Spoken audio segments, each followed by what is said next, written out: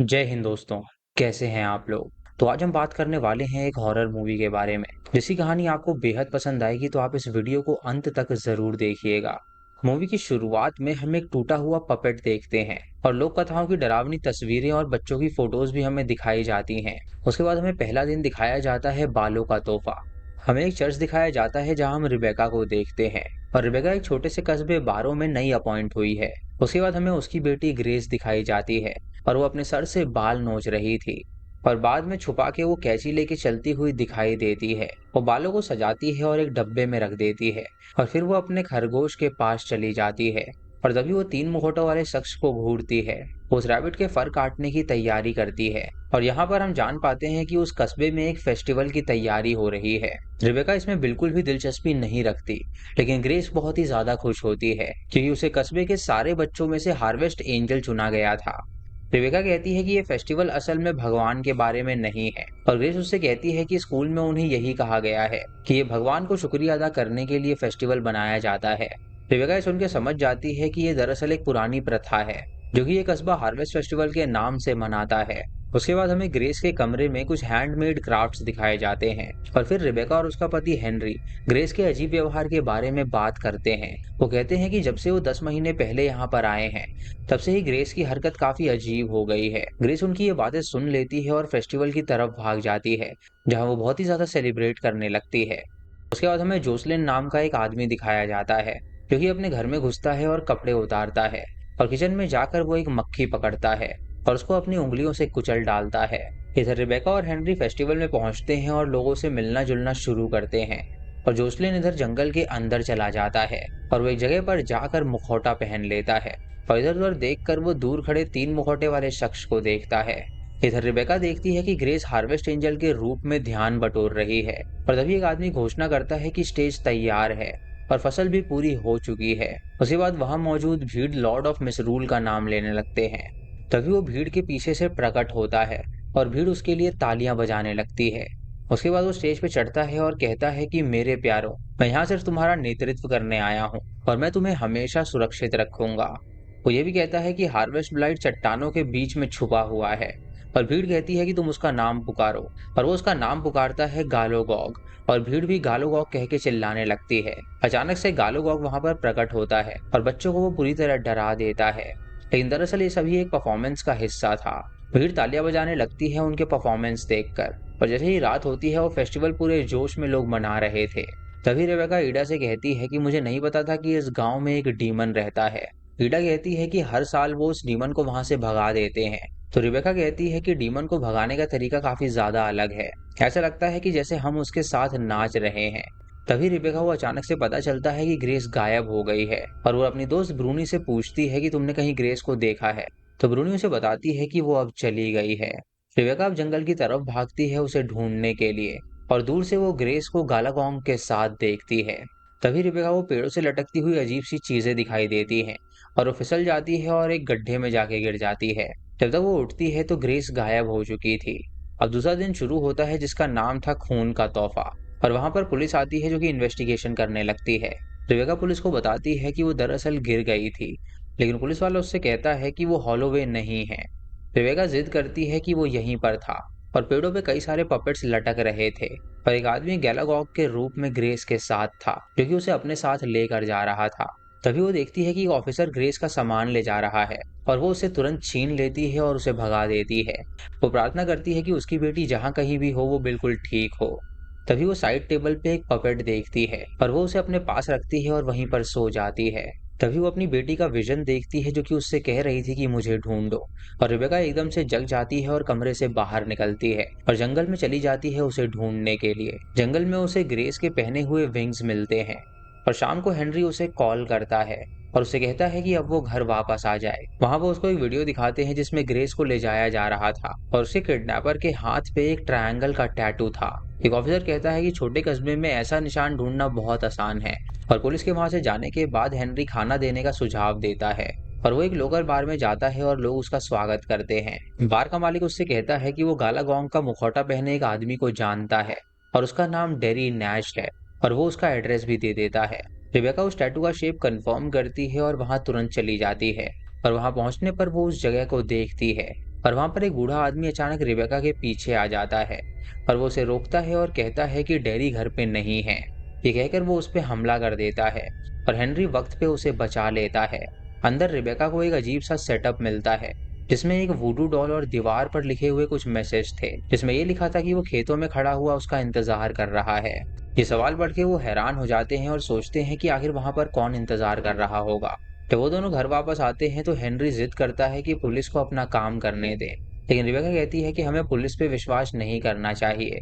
उनकी बेटी खोई है और वो अपनी बेटी को ढूंढ कर रहेगी। उसके बाद वो ग्रेस के बिस्तर पे पपेट के साथ सो जाती है और तभी ग्रेस वहां पर आती है और रिबेका उसके रोने की आवाज सुनती है जिससे वो नीचे गिर जाती है और उसकी आंखें खुल जाती हैं और वो देखती है कि ग्रेस लिविंग रूम में है और वो अजीब हालत में खड़ी थी। ग्रेस जब चीखती है तो अचानक से रिबेका का वो हाथ पकड़ लेती है और रिबेका जंगल में पहुंच जाती है जहां वो दूर से ग्रेस को देखती है।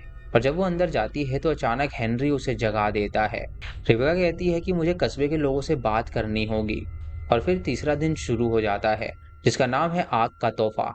रिबेका चर्च में प्रार्थना कर रही होती है और जोशलिन कहीं और अजीब से हाथ में इशारा करता है। तभी कस्बे के लोग वहां पर इकट्ठा हो जाते हैं और रिबेका उनको ग्रेस के गायब होने के बारे में बताती है। वो उनसे कहती है कि उसने ग्रेस का एक विजन देखा और वो मानती है कि उसे ये भगवान ने दिखाया है। उसकी बेटी जहाँ कहीं भी है वो भी जिंदा हालत में है, लेकिन वो बहुत ज्यादा डरी हुई है।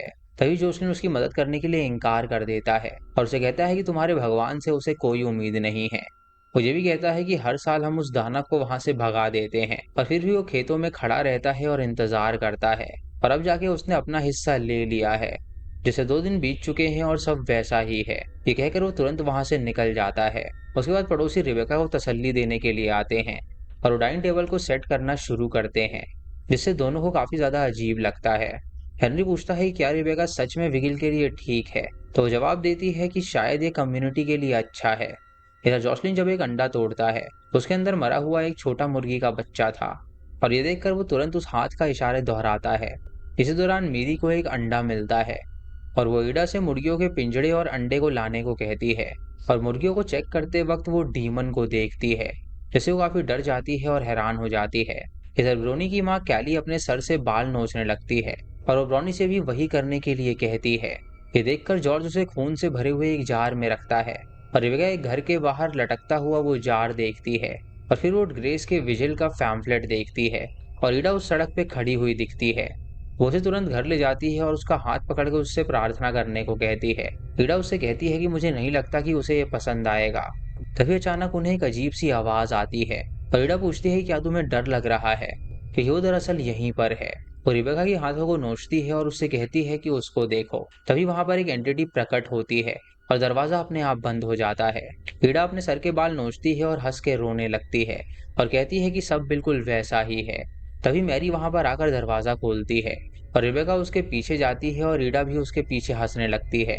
बाद में मैरी रिबेका को बताती है कि हार्वेस्ट फेस्टिवल सबको उत्तेजित कर देता है और ये 4 दिन का जश्न होता है और सूरज मरना शुरू हो जाता है और इन 4 दिनों में उनका जो लॉर्ड है वो बहुत ज्यादा शैतानी करता है। रिबेका पूछती है क्या तुम उस डीमन के बारे में बात कर रही हो, तो मैरी कहती है कि नहीं, वो डीमन के बारे में बात नहीं कर रही। दरअसल वो एक जमीन के अंदर की आत्मा है। ये सुन के मेरी समझ जाती है क्योंकि उन सब ने बचपन में वही किताब पढ़ी थी। तभी वो किताब रिबेका पढ़ने लगती है जिसका नाम था 1621 लॉर्ड ऑफ मिसरूल, जहाँ तोबियस ब्राउन के एक आदमी ने दावा किया था कि गैलागॉग ने उससे बात करी है। इस रूह ने चमत्कार का वादा किया है और उसके पुराने परिवार इससे काफी ज्यादा खुश हुए थे और उन्होंने गैलागॉग को तोहफा देने के लिए ब्लैक बान बनाया था। मेरी उसे यह भी बताती है कि तुम्हें यह समझना होगा कि उन्होंने अपने बच्चों को ऑफर किया था और किसी को नहीं पता कि उन लोगों ने कितनी कुर्बानियां दी। उसके बाद रिबेका एक तस्वीर की तरफ इशारा करती है जिसमें एक आदमी था और उसका सर आग में था। वो पूछती है क्या ये वही लोग थे जो कि गैलागॉग पे विश्वास रखते थे, तो मेरी कहती है नहीं, ये तो टोबियस ब्राउन है और वो सभी उसके फॉलोअर्स हैं। जब चर्च को इस बारे में पता चला तो वो बोरो आ गए और उन्होंने ब्राउन को जान से मार डाला था जिससे गैलागॉग के फेस्टिवल का अंत हो गया था। इसीलिए अब वो डीमन को भगाते हैं बजाय उसे बुलाने के। रिबेका उससे पूछती है कि आखिर वो फिर वापस क्यों आता है, तो मीर कहती है कि वो खेतों में खड़ा रहता है और इंतजार करता है और उसके बाद वो रिबेका को जॉसलिन के बारे में चेतावनी देती है और वो बताती है कि ग्रेस पहली लड़की नहीं है जो कि गायब हुई है। दरअसल जॉसलिन का एक बेटा था जिसका नाम थॉमस था और 12 साल पहले हार्वेस्ट फेस्टिवल के दौरान वो गायब हो गया था। वो 4 दिन तक खोजा गया लेकिन उसका शरीर नहीं मिला। तभी अचानक ईडा वहां पर आती है और रोने लगती है और कहती है कि वो थॉमस और ग्रेस को वॉक पे ले गया है ताकि वो उसको जाने। तभी वो दरवाजे के पास खड़ी होकर पेशाब करने लगती है और रिबेका बाहर निकलती है और ऑफिसर से मिलती है। वो पूछती है कि उसने थॉमस के बारे में उसे क्यों नहीं बताया और वो भी ग्रेस की तरह ही गायब हुआ था। ऑफिसर कहता है कि तुम्हें ये सब बातें नहीं जाननी चाहिए थी। मैं नहीं चाहता था कि तुम दूसरी जॉसलिन बन जाओ, इसीलिए उसने उस बात को छुपाया और उसे नहीं बताया था। रेबेका फिर जॉसलिन के घर जाती है उससे थॉमस के बारे में पूछने के लिए। जॉसलिन कहता है कि उसने अपने बच्चे को खोया है और उसके लिए ये सबसे बुरी चीज है। उसके साथ न जाने क्या हुआ होगा, ये सोच उसे बहुत ज्यादा सताती है। रेबेका उससे कहती है कि आखिर तुम लोगों को डरा क्यों रहे हो, तुम्हें ये सब काम बंद करना होगा। तो ये सुन के वो कहता है कि जो मैंने शुरू ही नहीं किया वो मैं बंद कैसे करूं। उसके बाद रिबेका उससे पूछती है कि आखिर ये किसने शुरू किया। तभी रिबेका थॉमस की एक तस्वीर देखती है और जॉसलिन ये देखकर गुस्सा हो जाता है और उससे कहता है कि वो यहाँ पर कुछ भी ना छुए। रिबेका तस्वीर में दूसरे लड़कों के बारे में पूछती है तो जॉसलिन कहता है कि वो डेरी है। तभी रिबेका को शक होता है कि कहीं डेरी और थॉमस का कोई लिंक तो नहीं, क्योंकि दरअसल डेरी और ग्रेस भी गायब होने से जुड़े हैं। जॉसलिन कंफर्म करता है कि एक लिंक है और कहता है कि गालागोंग सच्चाई दिखाएगा। जैसे रिबेका को ये लगा था कि भगवान ने वो ग्रेस का विजन उसे दिखाया है, लेकिन सच्चाई ये थी कि गालागोग ने उसे वो विजन दिखाया था। रिबेका उससे कहती है कि उसे भगवान पे विश्वास है, लेकिन वो गालागोग पे बिल्कुल भी नहीं मानती है। इसीलिए उसे लगता है कि इसके पीछे एक इंसान होगा। लेकिन जॉसलिन उसका तुरंत मजाक उड़ाने लगता है और कहता है कि वो पुरानी कहानियों में क्यों नहीं मानती। वो कहता है कि गैलागॉग के पास उसकी बेटी है और बदले में वो उसे बड़े चमत्कार देगा। पहला निशान था खून का तोहफा और दूसरा बालों में बंधी रूहें और तीसरा खेतों में जलती हुई आग और तीसरा निशान है जब आधी रात को सूरज ब्लैक बार्न के ऊपर उगे। तभी रिबेका को हेनरी का कॉल आता है जो बताता है कि डेरी जंगल में गायब हो गया है और पुलिस को उसका पता नहीं लग पाया है। जॉसलिन कहता है कि गैलागॉग ने थॉमस को लिया और अब ग्रेस को वो ब्लैक बार्न ले गया है। उसी रात रिबेका जंगल में वापस से जाती है जहां उसने ग्रेस को आखिरी बार देखा था। तभी अचानक से वो एक आदमी की आवाज सुनती है जो कि उसे तुरंत वहां से भाग जाने के लिए कहता है। दूर से वो गैलागोंग की एक झलक भी देखती है जो कि अचानक से गायब हो जाती है। तभी आवाज आती है कि मैं तेरी बेटी को नहीं ले गया हूँ और रिबेका को पता चलता है कि दरअसल ये डेरी की आवाज है। वो उसका नाम पुकारती है और उसे भागते हुए देख लेती है और तभी उसे ब्लैक बान में एक झलक मिलती है और तभी उसे ब्लैक बान की एक झलक मिलती है जो थोड़ी देर के लिए दिखती है और फिर गायब हो जाती है। अब चौथा दिन शुरू होता है और सब वैसा ही था और रिबेका कस्बे में चलती है और स्कूल के नोटिस बोर्ड पे ग्रेस की विगिल का एक फ्लेयर देखती है। वो क्लब में जाती है और ब्रायोनी को उस रात के बारे में पूछती है और ब्रायोनी उसे गुस्से में कोई जवाब नहीं देती है। तभी रिबेका ब्रायोनी को थप्पड़ मार देती है और उसे पपेट दिखाकर पूछती है कि आखिर ये क्या है। तो ब्रायोनी बताती है कि उन्होंने पपेट्स नेचर क्लब में बनाया था क्योंकि आफ्टर स्कूल ग्रुप की एक्टिविटी थी। उसके बाद ब्रायोनी एक चाबी लाती है और उसको बेसमेंट के दरवाजे तक ले जाती है। नीचे जाके ब्रायोनी उसे बताती है कि जॉसलिन ने इस क्लब को स्टार्ट किया था और वो लोगों को बोरो के गाने और कहानियां सिखाता था। वो कहती है कि गैलागॉन्ग ने पहले मिस रूल से बात की और कस्बे के लोगों ने ब्लैक बान पे तोहफे देने शुरू कर दिए। सेब, सुअर, मुर्गियां, वो जो मिलता था वो उसे दे देते थे और बदले में गैलागॉन्ग ने उन्हें फसलों का आशीर्वाद दिया था। और आखिर में उन्होंने ग्रेस नाम का एक सबसे बड़ा तोहफा पाया। गैलागॉन्ग ने उसे चुना है और इसीलिए वो उसे अपने साथ ले गया है। रेबेका पूछती है कि ग्रेस ब्लैक बान पे है या नहीं, तो ब्रायन उसे हाँ कहती है और सर हिलाती है। वो कहती है कि ग्रेस अब गैलागॉन्ग के ही साथ रहेगी जब तक ये जश्न रात को खत्म नहीं हो जाता। फिर ब्लैक बान गायब हो जाएगा और ग्रेस को लेके वो हमेशा के लिए चला जाएगा। तभी वहां पर ब्रायोनी का बाप आता है और रिबेका पे हमला कर देता है। रिबेका कहती है कि पुलिस को बुलाओ और कस्बे के लोग बच्चों की बर्दाश्त नहीं करते हैं। जॉर्ज उसे कंट्रोल करता है और कहता है कि उन्हें यहाँ से चलना चाहिए। उसके बाद वो घर चली जाती है और वो ग्रेस के क्राफ्ट्स देखने लगती है और वो हेनरी को सारी बात बताती है। वो कहती है कि यहाँ पर पुलिस आई थी और उन्होंने सबूत हटाने की कोशिश की, लेकिन हेनरी उसे रोकता है और कहता है कि उन्हें पुलिस पे भरोसा करना होगा। रेबेका कहती है कि इस कस्बे के सारे लोग बीमार हैं और हेनरी को याद दिलाती है कि उन्होंने ग्रेस के लिए विजिल प्लान किया था और उसे पता है कि ग्रेस कहाँ पर है। उसके बाद रिबेका गुस्से में आकर चर्च की तरफ जाती है और वहां पे जॉसलिन नंगा जंगल में चलते हुए दिखता है। रिबेका प्रार्थना शुरू करती है और ग्रेस उसके पीछे आ जाती है और उसे तीसरे निशान के बारे में चुपके से कहती है कि आग का तोहफा। ये कह के वो तुरंत वहां से गायब हो जाती है और इसी दौरान हेनरी को पता चलता है कि पुलिस ने ग्रेस का केस बंद कर दिया है और उसको समझ में आ जाता है कि रिबेका सही कह रही थी दरअसल पुलिस वाले और वो गांव वाले मिले हुए हैं। उसके बाद रिबेका स्कूल के क्लब में जाती है और इधर उधर देखती है, जहाँ पे उसे जोसलिन आता हुआ नजर आता है और वो सब ग्रेस के लिए काफी ज्यादा उम्मीद रखते हैं। रिबेका उससे ग्रेस के लिए प्रार्थना करने को कहती। उसके बाद जोसलिन गैलागोंग की पूजा का एक गीत गाना शुरू करता है और कस्बे के लोग भी उसमें शामिल हो जाते हैं। वो रिबेका से कहते हैं कि गैलागोंग ने ग्रेस को घर दिया है और वो तभी उसे छोड़ेगा जब वो अपने आप को समर्पित करे। तभी हेनरी आता है और चिल्लाता है कि वो रुक जाए। जॉसलिन शांति से उसको जाने के लिए कहता है। ये देख के जॉसलिन शांति से उसे जाने के लिए कहता है और फिर घोषणा करता है कि 4 दिन का जश्न आज रात खत्म हो रहा है और गीत उन्हें जारी रखना पड़ेगा। वो भीड़ उस गीत को फिर से गाने लगते हैं और रिबेका और हेनरी घर वापस चले जाते हैं, क्योंकि उन्हें समझ में नहीं आ रहा था कि उन्हें आगे क्या करना चाहिए। तभी अचानक उनकी गाड़ी में आग लग जाती है और वो घबराहट में तुरंत बाहर भागते हैं। तभी भीड़ में डेरी रिबेका को पकड़ता है और वो कहता है कि गैलागॉग ग्रेस को ब्लैक बार्न ले गया है। रिबेका उससे कहती है कि वो उसे वहां पर ले जाए, लेकिन डेरी उसे चेतावनी देता है कि ब्लैक बार्न एक बहुत ही खतरनाक रास्ता है और जब वो वहां पर जाएगी तो उसे अपने आप को समर्पित करना होगा। तभी दो आदमी डेरी को पकड़ लेते हैं और उसे बुरी तरह से मार देते हैं। उसके बाद रिबेका बाद में स्कूल के नेचर क्लब में जाती है, जहाँ जॉसलिन आता है और कहता है कि काम लगभग पूरा हो गया है और अब हम हार्वेस्ट लाते हैं ताकि तुम्हें उसकी शान की सच्चाई दिखा सकें। जॉसलिन उसको गैलागॉन्ग की तारीफ में गाने के लिए बुलाता है और वो गांव का इतिहास उसे बताने लगता है। वो कहता है कि जब तुम्हारा चर्च यहाँ पर आया तो वो तोबियस ब्राउन को ले गया और उसके सर पे जलती हुई पिच का ताज पहनाया। फिर उन्होंने चर्च बनाया ताकि हमें अपनी जगह भगवान के नीचे याद रहे। जब तोबियस मरा था तो उसके सर के ऊपर एक काला सूरज जला था और ये एक निशान था जहां पर रोशनी और अंधेरा जगह बदल चुके थे, जैसे कि तुम्हारा डर हमारा प्यार बन गया। उसके बाद हेनरी को वहां पर लाया जाता है और रिबेका गांव वालों से अपनी जान की भीख मांगने लगती है।